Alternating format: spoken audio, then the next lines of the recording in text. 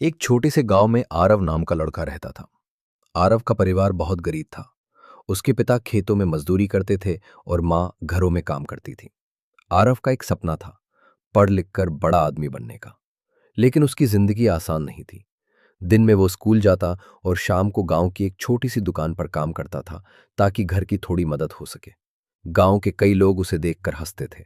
कोई कहता, अरे तुमसे कुछ नहीं होगा। कोई कहता, गरीब लोग सपने नहीं देखते। शुरू शुरू में आरव को बहुत बुरा लगता था। कभी कभी वो सोचता, शायद लोग सही कह रहे हैं, शायद मैं सच में कुछ नहीं कर पाऊंगा। लेकिन एक दिन उसके स्कूल के शिक्षक ने उसे रोते हुए देख लिया। शिक्षक ने पूछा, क्या हुआ आरव? आरव बोला, सर, सब कहते हैं कि मैं कुछ नहीं बन सकता क्योंकि मैं गरीब हूं। शिक्षक मुस्कुराए और उसे स्कूल के पीछे ले गए। वहां एक छोटा सा दीपक जल रहा था।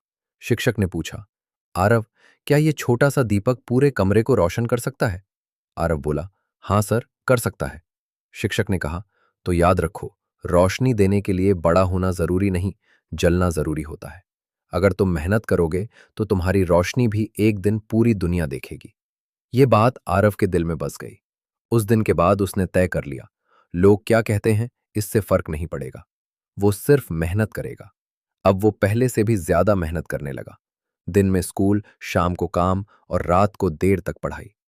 कई बार बिजली नहीं होती थी तो वो दीपक की रोशनी में पड़ता था। सालों की मेहनत के बाद वो दिन भी आया जब आरव ने बड़ी परीक्षा पास कर ली।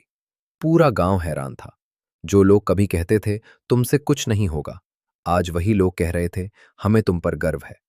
आरव मुस्कुराया और बोला, अगर उस दिन मेरे शिक्षक मुझे ये नहीं बताते कि छोटा दीपक भी बड़ी रोशनी दे सकता है, तो शायद मैं आज यहां नहीं होता। सीख, कभी भी खुद को छोटा मत समझो, क्योंकि छोटी शुरुआत ही बड़ी सफलता की पहली सीढ़ी होती है।